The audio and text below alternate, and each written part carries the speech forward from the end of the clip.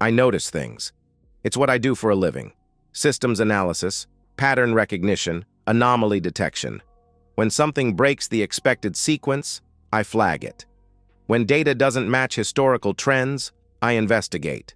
I approach problems methodically, without emotion, because feelings corrupt logic. So when Sarah starts wearing perfume to buy groceries, I notice. It's a Tuesday evening in October when she kisses my cheek goodbye and tells me she's running to the store for milk. The scent hits me immediately, something floral and expensive that I don't recognize. Not the vanilla body spray she usually wears, not the light lavender she puts on for work. This is deliberate, intentional. "New perfume?" I ask, looking up from my laptop. She pauses at the door, hand on the knob. "Just trying something different," she says. Her voice is steady, but she doesn't turn around. I file that away too. When she returns an hour later with a single gallon of milk that should have taken 15 minutes to acquire, the scent is gone, scrubbed away. But I can smell soap on her hands when she reaches past me for a glass of water. I don't ask where she's been. I just start paying attention. The changes come in small increments, like water slowly heating to a boil. She stops looking at me when we talk. Not obviously. She still nods, still responds appropriately. But her eyes focus on my forehead, my shoulder, anywhere but direct contact. I time it without thinking, the way I time everything. Our conversations used to include 3 to 4 seconds of sustained eye contact. Now it's less than 1. Her phone develops a password. She mentions it casually while scrolling through emails one evening, something about work security requirements.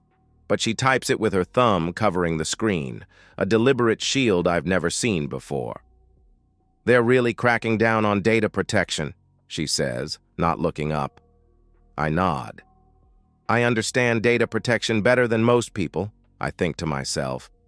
I also understand that her law firm isn't the type to mandate personal device encryption for paralegals. The gym schedule changes. Tuesday and Thursday evenings become Tuesday, Thursday, and Saturday mornings. She leaves at 8 and returns around 11, hair damp, cheeks flushed, explaining how much better the early sessions are. Less crowded, better equipment availability. "You should try morning workouts," she says, toweling her hair.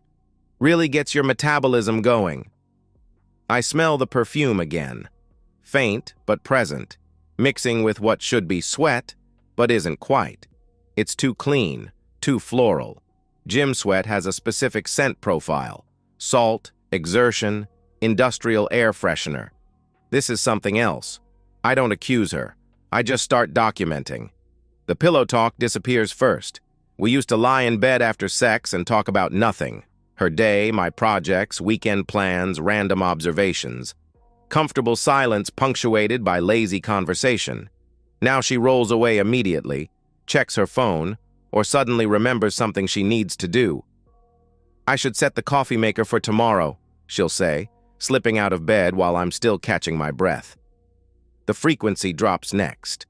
From 3 times a week to twice, then once, then twice a month, with gaps that stretch longer each time. When we do have sex, she's present but distant, technically engaged but mentally elsewhere. I find myself analyzing her responses like system diagnostics. Her breathing pattern changes on a Thursday night in November, too controlled, too measured, like she's performing a function rather than experiencing it. Her hands move differently, positioning me rather than pulling me closer. I don't mention it. I just note the timestamp and duration. She starts taking calls in the other room. "Work calls," she explains, pacing in the kitchen while I watch television. But I catch fragments through the wall. Laughter that sounds nothing like her professional voice. Long pauses that don't match the rhythm of business conversation. "Mm-hmm," she says. And there's something in that sound I don't recognize. Something breathless and private. When she returns, her cheeks are pink and she avoids eye contact completely. "Everything okay at work?" I ask. "Fine. Just busy season coming up," she responds.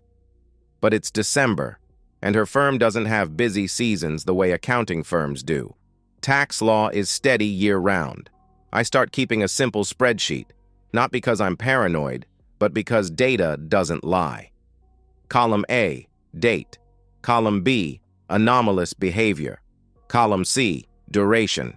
Column D, additional notes. December 3rd, perfume for grocery run, 47 minutes for milk purchase. December 7th, Saturday gym session, returned with coffee breath despite claiming workout. December 12th, phone call in kitchen, 23 minutes, laughter audible. December 15th, sex initiated by her for first time in 6 weeks, felt performative. The pattern emerges slowly, like a photograph developing in chemicals. Each data point is insignificant alone, but together they form a clear image. Sarah is having an affair. I don't feel rage when I reach this conclusion. I don't feel betrayed or heartbroken or any of the emotions I expected. I feel something colder and more focused. I feel like a problem has been identified and now requires a solution. She's sitting on the couch next to me on a Thursday night in December, scrolling through her phone while we watch a movie neither of us is really following. The light from the screen illuminates her face, and I study her profile with the same attention I'd give a system schematic.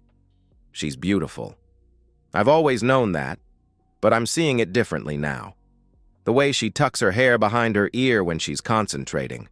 The small scar on her chin from childhood. The way her mouth curves slightly when she reads something that amuses her. Someone else is seeing these things too. Someone else is learning her patterns, her preferences, her responses. Someone else is collecting data about my wife. "I'm going to bed," she says, standing and stretching. "I'll be up in a few minutes," I reply. She leans down and kisses the top of my head, a gesture so familiar and routine that it should feel comforting. Instead, it feels like part of her performance, maintaining appearances, keeping the system running while she operates a parallel process in the background. I watch her walk upstairs, noting the slight sway in her hips, the careful way she places her feet on each step. Everything about her movement suggests someone who's very aware of being observed. After her footsteps fade and I hear the bedroom door close, I open my laptop and update the spreadsheet. The entries are getting longer, more detailed, more damning. I don't feel angry. I feel methodical. I don't feel hurt. I feel prepared. I close the laptop and sit in the dark living room, listening to the familiar sounds of our house settling for the night. Water running through pipes as she brushes her teeth. The creak of floorboards as she moves around the bedroom. The soft thud of the bathroom door closing. In the morning, I'll continue gathering data. I'll observe and document and build a case that no amount of denial can challenge. Not because I want to catch her, but because I need to know exactly what I'm dealing with before I decide how to respond. The data doesn't lie, and soon, I'll have enough data to act. The opportunity presents itself on a Tuesday evening in January. Sarah announces she's taking a bath, something she does when she's stressed, usually with wine and a book. I hear the water running upstairs, smell the lavender bath salts she keeps under the sink. Her phone sits on the kitchen counter next to her keys and purse. She forgot to take it with her. Or maybe she didn't forget. Maybe she's finally getting careless. I don't hesitate. This isn't about violating her privacy. Privacy died the moment she started lying about Saturday morning workouts. This is about confirming what I already know so I can stop pretending I don't know it. The phone unlocks to her messages. Her recent conversations are exactly what I expect. Her sister, her mother, a group chat with college friends. But there's another thread that doesn't belong.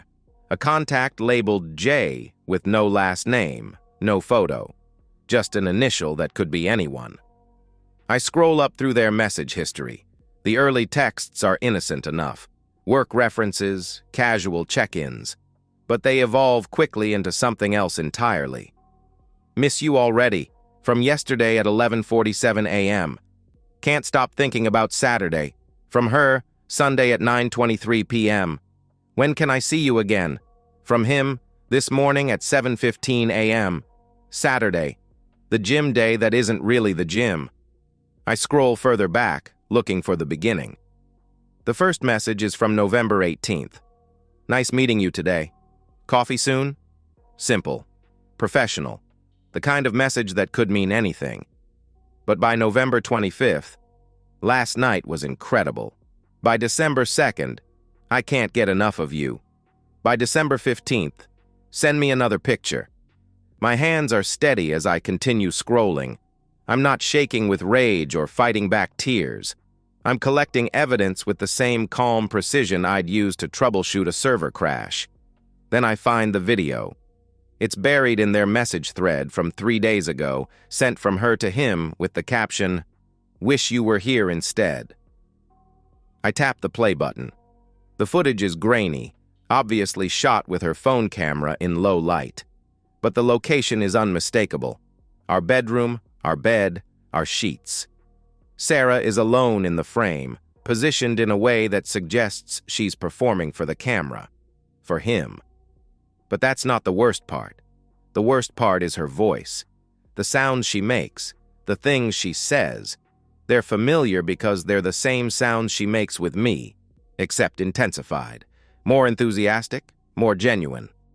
"God, I wish you were here," she whispers to the camera, and there's something in her voice I haven't heard in months. Pure want. Unguarded desire. She's performing for him in our bed using responses she used to reserve for me. I watch the entire 37 seconds.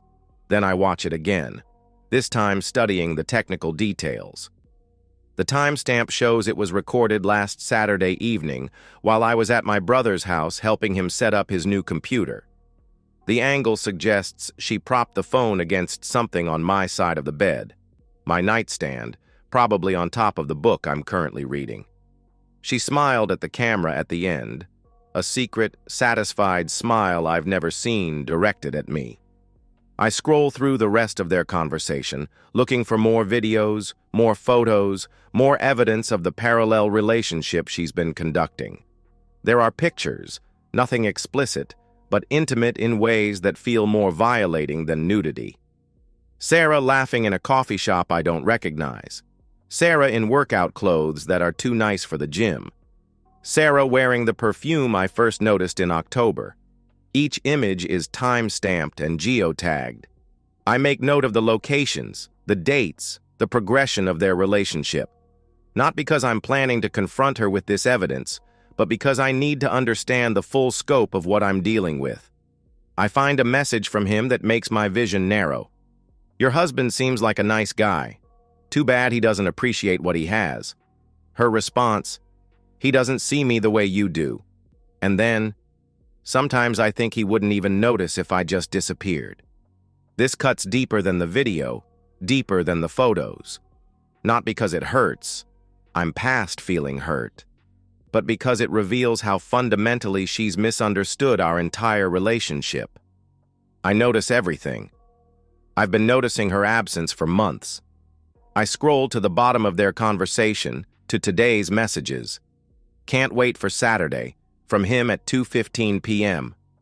"I have something special planned," from her at 2:47 p.m. "Should I bring protection?" from him at 3:03 p.m. "Already taken care of," from her at 3:05 p.m. I checked the timestamp on that last message. She sent it while I was in a meeting with my team lead, discussing optimization strategies for the quarterly server migration. While I was thinking about improving system efficiency, she was planning another Saturday morning that has nothing to do with the gym. The bathwater is still running upstairs. I hear Sarah moving around, probably lighting the candles she keeps on the bathroom windowsill. She'll be in there for at least 30 minutes, maybe longer if she decides to wash her hair. I forward the video to my personal email account, along with several of the more incriminating text exchanges. Not because I'm planning to use them immediately, but because I believe in backup systems, data preservation, ensuring important information doesn't get accidentally deleted. Then I delete the forwarded messages from her sent folder and clear the recent activity log. I'm careful to remove any trace that someone else accessed these files. When I'm finished, her phone looks exactly the way it did when I picked it up. I set it back on the counter in the exact position where she left it, screen down, slightly overlapping the edge of her car keys. Then I go to my office and open my laptop. I update the spreadsheet with today's findings, creating new columns for message frequency, video evidence, and location data. The patterns are even clearer now. Saturday mornings aren't the only times they meet. There are lunch dates, evening coffee runs, and what appears to be a regular Thursday afternoon schedule that corresponds with when I work late. She's been living a double life for 3 months. Not just having an affair, but conducting an entire relationship with someone who knows about me, knows about our marriage, and doesn't care that he's helping her destroy it. I close the laptop and sit in the dark office, listening to the sounds of her bath routine above me. Water draining from the tub, her footsteps moving from bathroom to bedroom, the soft thud of drawers opening and closing as she gets ready for bed. In a few minutes, she'll come downstairs and ask if I'm ready to watch television. She'll curl up next to me on the couch, maybe put her head on my shoulder, and we'll go through the motions of being a married couple while she texts with Jay and plans Saturday's next deception. But now I know exactly what I'm dealing with. I have documentation, evidence, and a clear understanding of how long this has been going on. I have enough information to make informed decisions about what comes next. I don't feel betrayed anymore. I feel equipped. And tomorrow, I'm going to start planning my response. The lie comes on a Wednesday evening in late January. Sarah sets down her coffee cup and adopts the expression she uses when she's about to deliver carefully rehearsed information. "My sister called today," she says, not quite meeting my eyes. "She's got that flu that's been going around. Asked if I could drive up and help her out this weekend." I look up from the technical manual I'm reading. "Which sister?" "Jenny. She's really struggling, and you know how she gets when she's sick." I know Jenny gets demanding and dramatic when she has a head cold, but I also know she lives in Columbus, which is 3 hours north, not exactly a quick weekend trip. I also know Sarah's phone didn't ring today while we were both home, and the last text from Jenny in her phone was 2 weeks ago about their mother's birthday plans. "When would you leave?" I ask. "Friday after work. Probably stay through Sunday morning." Friday, tomorrow. Very short notice for someone who's been sick long enough to need weekend care. "Want me to come with you? I could help out," I offer. She shakes her head quickly. "No, that's okay. She's pretty contagious right now.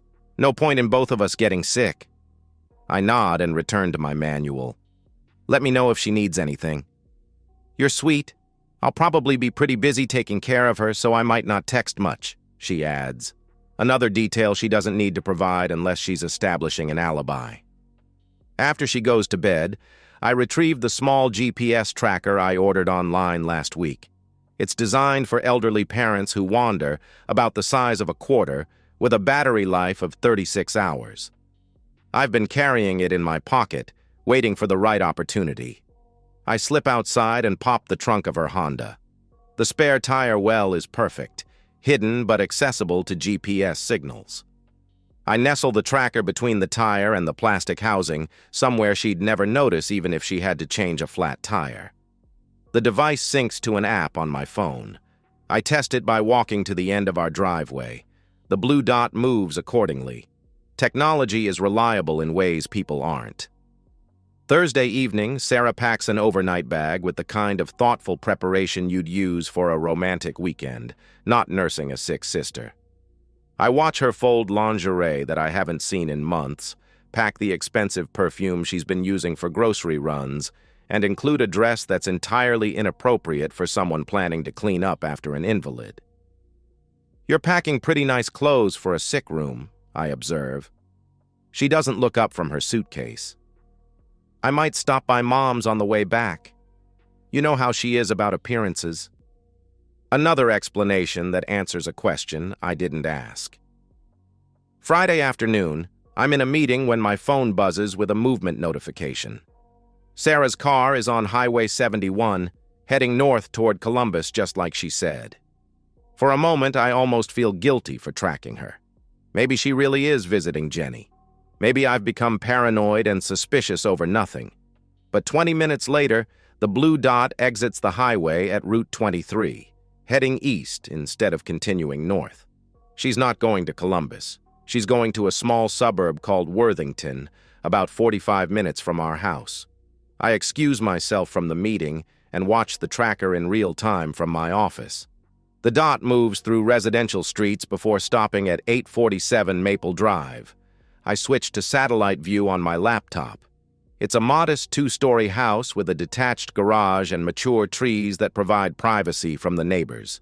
The dot stays there for 6 hours. I leave work at my normal time, drive home, and eat dinner alone while monitoring her location. Still at 847 Maple Drive. Still there when I go to bed at 11 p.m. Saturday morning, I check the app as soon as I wake up. The dot hasn't moved. She spent the night there. I make coffee and sit at the kitchen table, studying the satellite image of the house where my wife is currently sleeping with someone else. The property records show it belongs to James Mitchell, age 38, divorced, works as a regional sales manager for a medical device company. James. J. I zoom in on the house details. 3 bedrooms, 2 baths, built in 1987, assessed value of $178,000. Recently renovated based on the fresh roof and new siding visible in the satellite imagery. A starter home for someone building a new life after a divorce. The blue dot starts moving at 9:17 a.m. I track it to a Starbucks 3 blocks away, where it stays for 47 minutes. Then to a Target where they spend an hour and 15 minutes. Then back to 847 Maple Drive. They're not hiding. They're having a normal weekend together, running errands like a couple. The casualness of it bothers me more than the secrecy. She's not just having an affair, she's test driving a replacement life. I spend Saturday doing normal weekend activities while monitoring her location. I mow the lawn, I do laundry, I grocery shop and pick up my dry cleaning. Domestic tasks that feel surreal when performed while tracking your wife's adultery in real time. The blue dot doesn't move from Maple Drive for the rest of Saturday. Sunday morning at 8:43 a.m., she finally starts heading home. I watch her progress on the highway, calculating her arrival time based on traffic patterns. She'll be here in 55 minutes, which gives me time to finish the preparations I started yesterday.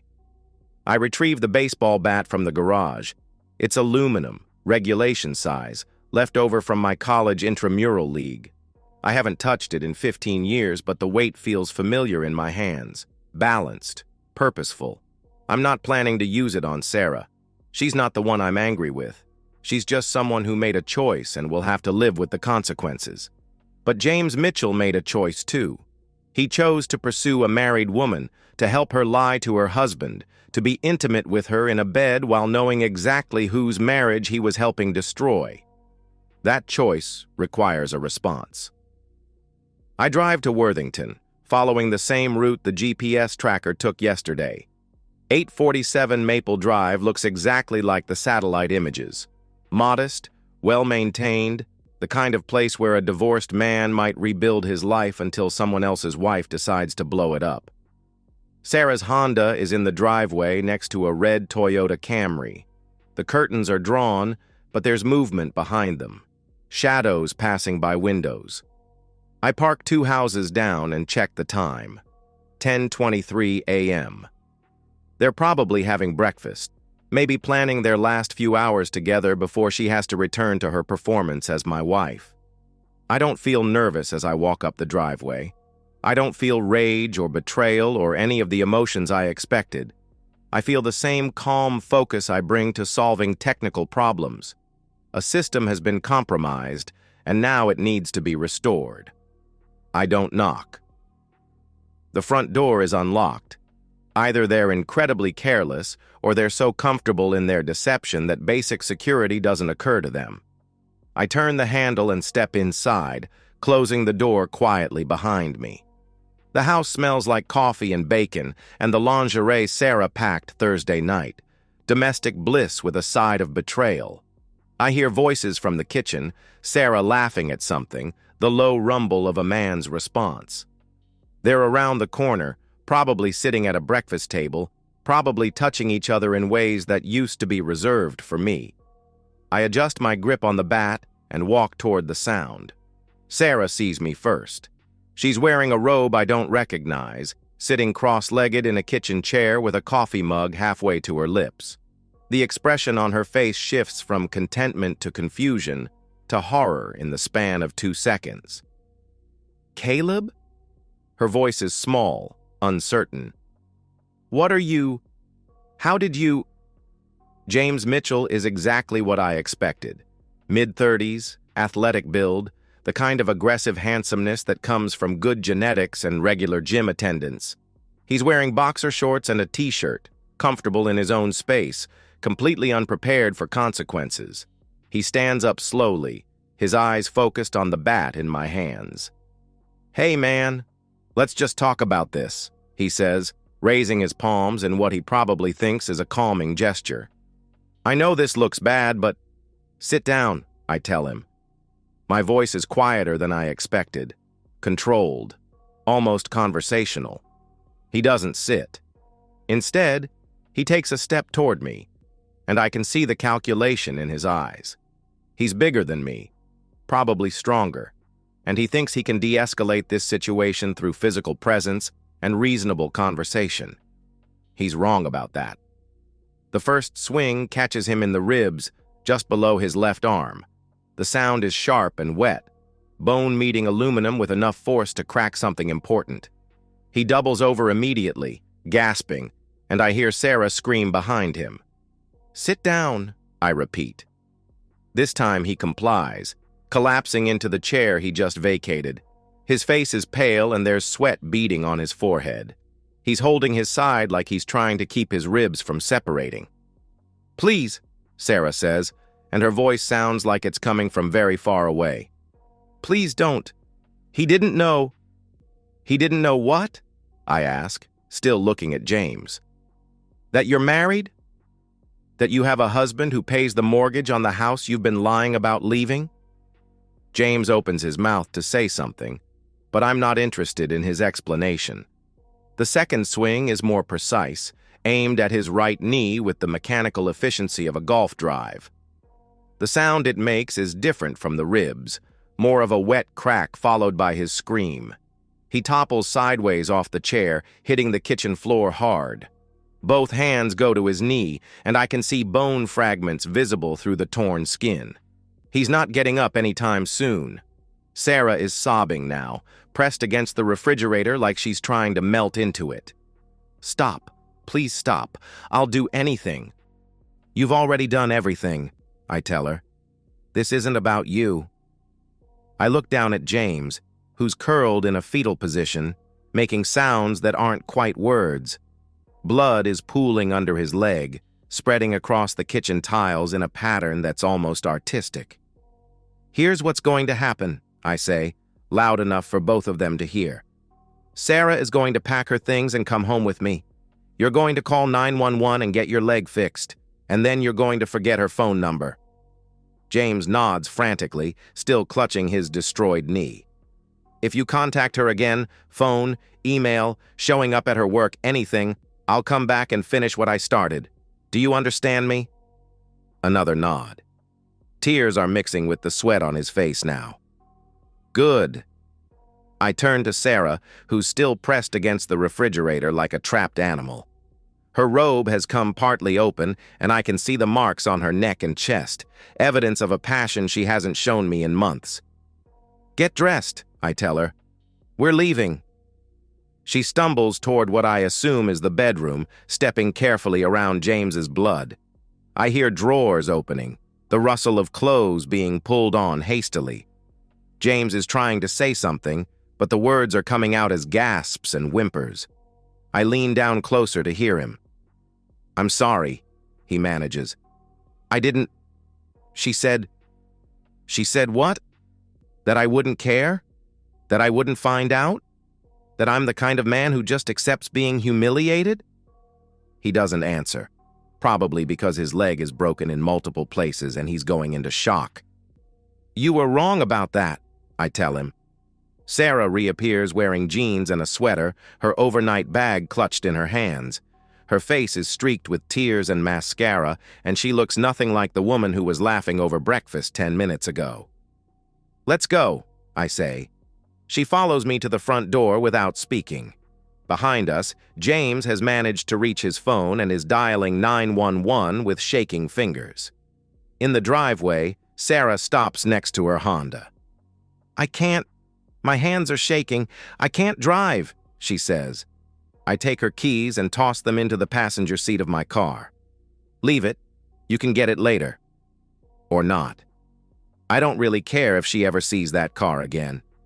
The drive home takes 25 minutes. Sarah cries for the first 10, then sits in silence for the rest.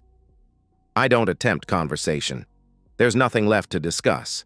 The data has been collected, the problem identified, and the initial response implemented.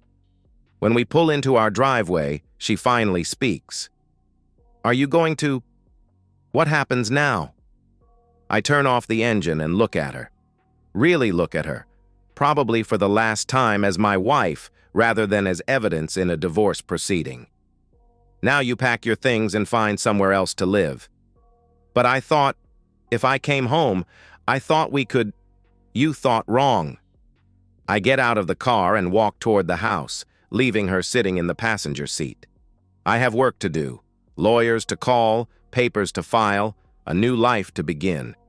Behind me, I hear her car door open, her footsteps on the driveway. But I don't look back.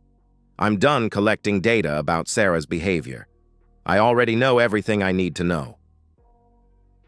I file for divorce on Monday morning at 8:15 a.m., exactly 37 minutes after the courthouse opens. The lawyer I chose specializes in high-conflict cases involving adultery, which makes the consultation efficient. I provide the forwarded text messages, the GPS tracking data, and a written timeline of Sarah's deception. He reviews everything with the detached professionalism of someone who's seen this particular betrayal countless times before. "This is comprehensive," he says, scrolling through the evidence on his tablet. "Almost clinical in its thoroughness." "I believe in documentation," I reply. "It shows. With this level of proof, she's not going to have much leverage in negotiations." I nod. I'm not interested in leverage or negotiations. I'm interested in efficiency and finality. While he prepares the initial paperwork, I handle the financial logistics. I freeze our joint checking account, remove Sarah's name from the savings account, and transfer my 401k into an individual account. By noon, she has access to exactly what she brought into the marriage 5 years ago, her personal checking account, and whatever equity she can claim in the house she won't be living in anymore. I stop by the bank to close our joint credit cards and safety deposit box. The bank manager expresses sympathy for my situation with the kind of practiced concern that suggests divorcing customers are a regular part of her Tuesday routine. "These things are never easy," she says, processing the paperwork. "No," I agree. "But they're necessary." I spend the afternoon assembling a folder. Manila, letter-sized, the kind I use for project documentation at work. Inside, divorce papers, account closure notifications, a list of which belongings are legally hers versus community property, and a business card for the attorney I've retained to represent her interests. The last item is a letter I type on my laptop, printed on plain white paper without letterhead or formatting. Clean. Director. Final. Sarah. I know about James Mitchell. I know about Saturday mornings, Thursday afternoons, and the lies you've been telling for 3 months. I have documentation of your relationship, including text messages, photographs, and video evidence. I've filed for divorce citing adultery and irreconcilable differences. The papers in this folder explain your legal options and financial obligations. You have until Friday to sign and return them, or this becomes a contested proceeding that will be significantly more expensive in public for both of us. You're welcome to retrieve your personal belongings while I'm at work this week. Coordinate with my attorney to schedule a time. Do not bring James or anyone else I don't know. After Friday, All communication between us goes through lawyers. Caleb. No, dear Sarah. No, I hope you understand. No emotional appeals or expressions of hurt feelings. Just information and instructions. When Sarah returns from work Monday evening, I'm sitting at the kitchen table with the folder positioned exactly where she sets her purse each day.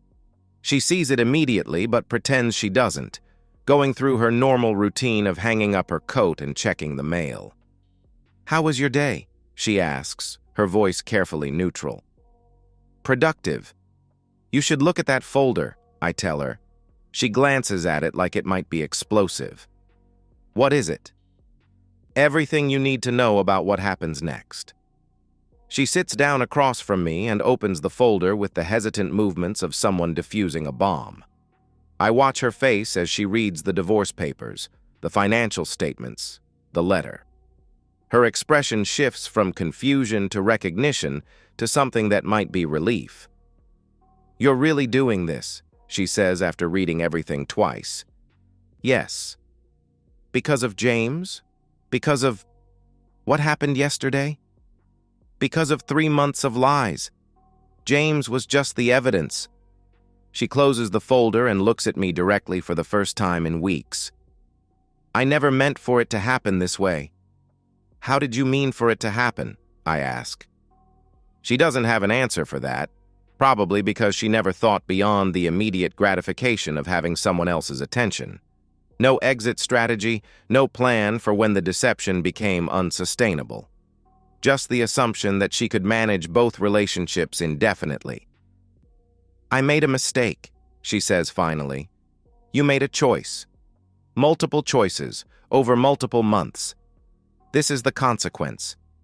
But we could try counseling or—" "No." The finality in my voice stops her mid-sentence. She stares at the folder again, probably calculating whether there's any scenario where she doesn't have to sign those papers. "What about James? After what you did to him? What about him? He could press charges. Assault with a deadly weapon. He could, but he won't." I lean back in my chair, maintaining eye contact. "Because that would require him to explain why I was at his house on Sunday morning. It would require depositions and testimony about his relationship with my wife. It would require his employer and his neighbors and his ex-wife to know exactly what kind of man he is." Sarah's face goes pale as she realizes the implications. "He's not going to press charges," I continue. "He's going to have surgery on his knee, file an insurance claim for a home invasion, and pretend none of this ever happened. Just like you're going to sign those papers and pretend our marriage never happened." She opens the folder again, staring at the signature lines like they're written in a foreign language. "I need time to think." "You have until Friday."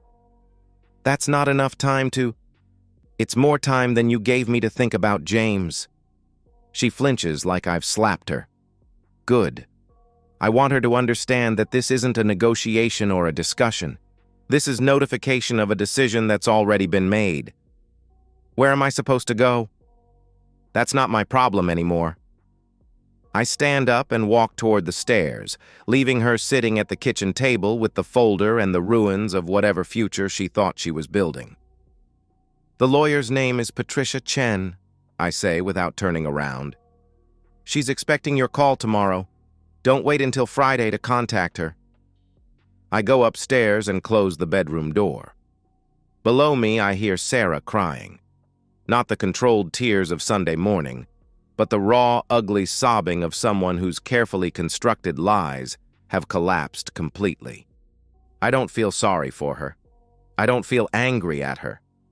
I don't feel anything except the satisfaction of a problem properly solved. On Friday morning, I find the signed papers on the kitchen counter next to her house keys. She's already gone. It's been 6 months. The house is quiet now. Too quiet, some would say. But for me, it's the first kind of peace I've felt in years. I've rearranged the furniture, painted the living room a color she used to hate. The silence isn't empty, it's honest. The divorce finalized last Tuesday. A thin white envelope arrived by mail. No courtroom drama, no last-minute pleading. Just my name, her name, and a judge's signature that made it all real. I stared at that paper longer than I should have. Not because I doubted it, but because it marked the exact moment she stopped having power over me.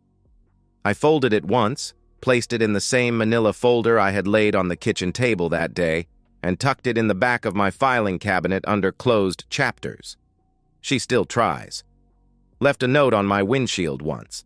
Sent a box of my old shirts back with a letter tucked inside. I didn't open it. Didn't need to. I see her sometimes, at the grocery store alone, looking thinner, eyes always scanning like she's bracing for impact. She doesn't smile when she sees me. Just lowers her gaze. James Mitchell? Word got around. He lost his job after HR got wind of the incident. I don't know where he is now. I don't care. He walks with a limp. That's all I need to know. Some people say I went too far. That a baseball bat and silence that deep must come from hatred. But they're wrong. I didn't do it out of hatred. I did it because I refused to carry her mess any longer. I didn't want revenge. I wanted my life back. And I took it. Quietly. Completely. Without asking anyone's permission. The house is mine now. I work the same job, drive the same routes, shop at the same stores. But everything feels different because I'm no longer performing the role of unsuspecting husband. I'm not analyzing conversations for hidden meanings or documenting suspicious behavior. I'm not carrying the weight of someone else's deception. I sleep through the night without checking my phone for evidence of new lies. I come home from work without wondering who she's been texting. The relief is profound in ways I didn't expect. I don't date. I'm not ready for that level of trust. Maybe I never will be. But I'm okay with that possibility. Better to be alone and honest than partnered and deceived. What I have now is better than what I lost, because what I have now is real. I come home to a house that belongs entirely to me. I sleep in a bed where no one has ever performed for someone else's camera. I make decisions based on my own preferences rather than managing someone else's reactions. This is what peace feels like. Not happiness. I'm not sure I'm ready for that yet. But peace. The absence of chaos. The presence of truth. Sarah wanted freedom. That's what divorce is. Absolute freedom from the constraints of marriage. I gave her exactly what she wanted. And in the process, I got exactly what I needed. The silence in my house isn't empty. It's honest. And for the first time in months, that's enough. No, I don't regret a damn thing. And so, we've reached the end of today's story. Was it what you expected, or did it take a twist you didn't see coming? I'm curious to hear your thoughts. Share them in the comments below, and let's get a conversation going. If this story kept you hooked, make sure to hit that like button. And if you're new here or just haven't subscribed yet, now's the perfect time to join our community. I bring you fresh, captivating stories every day, so click that subscribe button and turn on notifications so you never miss out. Thanks for watching, and I'll see you in the next one.